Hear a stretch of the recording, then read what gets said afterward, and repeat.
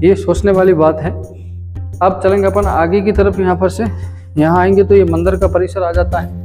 मंदिर परिसर में अंदर में जो मूर्ति है वो अपन देखेंगे आदिनाथ जी भगवान की बनी हुई है। वाइट मार्बल वाली जो मूर्ति है वो आदिनाथ जी की है, और साइड में जो ब्लैक मार्बल की बनी है वो पार्श्वनाथ भगवान की प्रतिमाएं बनी हुई है।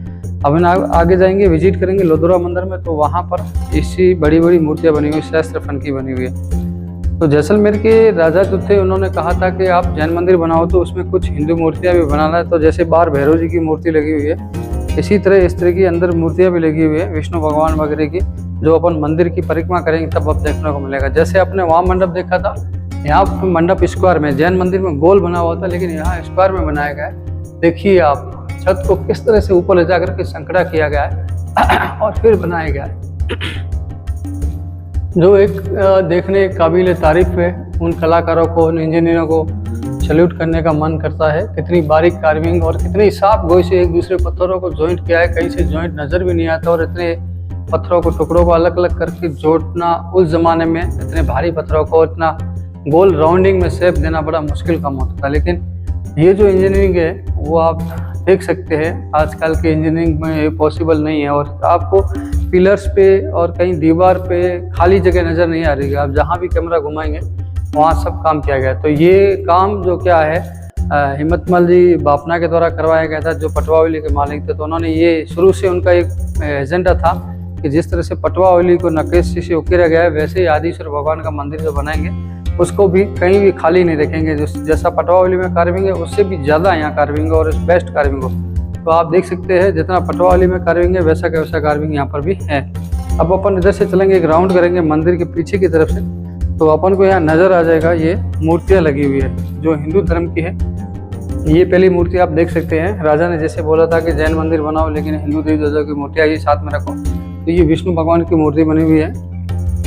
और ये इधर से अपन देखेंगे तो ये ब्रह्मा की मूर्ति है जिसमें दाढ़ी वगैरह, दाढ़ी वाले एक पुरुष से कमंडल हाथ में लिए हुए जो है। और इधर देखेंगे ये एक सिंह की प्रतिमा है जिसमें शिकारी के नीचे की तरफ है। और ये नृत्यांगना की एक मूर्ति है, देख सकते हैं।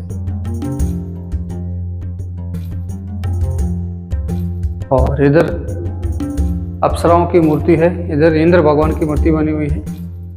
और इधर की तरफ आप आएंगे, आगे एक स्त्री की प्रतिमा बनी हुई जो इंद्र सभा के अंदर अप्सराएं होती थी, उनकी प्रतिमा लग रही है।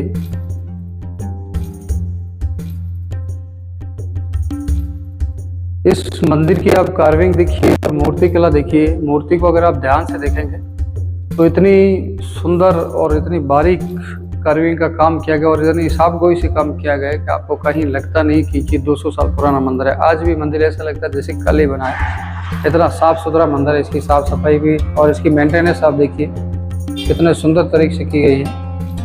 उस समय आदिश्वर भगवान की मूर्तियाँ लगी हुई हैं। और इस मंदिर को बनाने के लिए आपको बता दें कि जैसलमेर का पत्थर यूज किया गया, पीला पत्थर जिसको बोलते हैं गोल्डन सैंडस्टोन, पीला रेत का पत्थर, जिसकी आभा बहुत ही सुंदर है। यहाँ पर भी आप देख सकते हैं बीच में कितनी सुंदर कलाकृति बनी हुई है इनकी छत के ऊपर। यही तो जैसलमेर की खासियत है कि जैसलमेर के पत्थरों के ऊपर जो कार्विंग का काम किया गया है वो देखने लायक है, काबिल तारीफ है। इधर की तरफ आप देखेंगे तो ये जैन धर्म के अंदर एक पट होता है, जितने भी तीर्थंकर होते हैं उन तीर्थंकरों की प्रतिमा बनाई गई है। और इसके बीच में एक शिलालेख है जो भी प्राकृत पाली भाषा में अंधेरा है, दिख नहीं पा रहा है।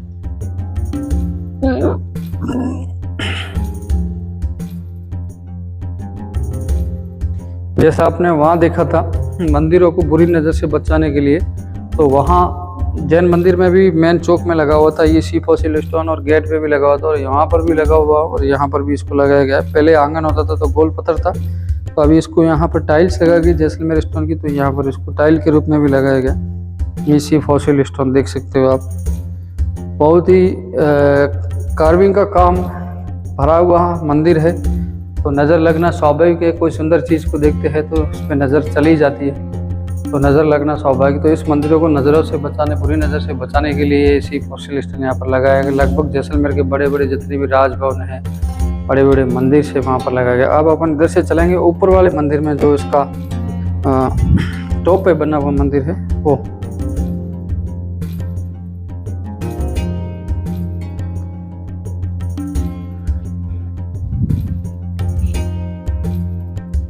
और ये नवलखा बावड़ी बोलते हैं, पीछे की तरफ एक बावड़ी बनी होती है। और यहाँ जो भी महाराज जी साधु संत जो जैन धर्म से बिलोंग करते थे वो लोग आके यहाँ तपस्या करते थे, उनके रहने के लिए और उनके लिए फल और सब्जियां उगाने के लिए एक छोटा सा ये बाग होता था, जिसमें माली लोग रहते थे और वो जो भी यहाँ साधु या साध्वी रहते थे उनकी सेवा करते थे, फल सब्जियां उगा कर देते थे। अभी ये थोड़ा कम हो गया, देखने के लिए कम मिल रहा है, लेकिन पुराने ज़माने में होता था। और ये वो जो बावड़ी है जिसको अभी पूरा कवर कर दिया गया, जैसे पानी निकाल करके इसको सिंचित किया जाता था।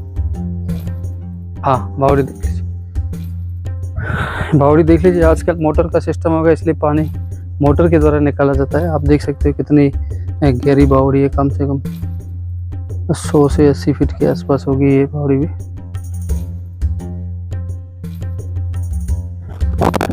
पुराने ज़माने में लकड़ी होती थी या लोहा होता था, लेकिन इन्होंने पत्थर की रेलिंग बनाई और कितनी सुंदर रेलिंग है, आप देख सकते हैं।